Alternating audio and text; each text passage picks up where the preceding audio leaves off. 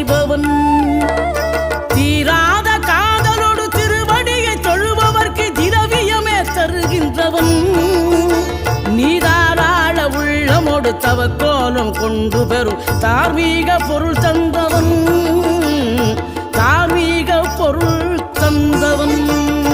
ஆறுபடை வீடும் அருள் வழங்கும் முருகா அருகே அணிவோடோடிவா.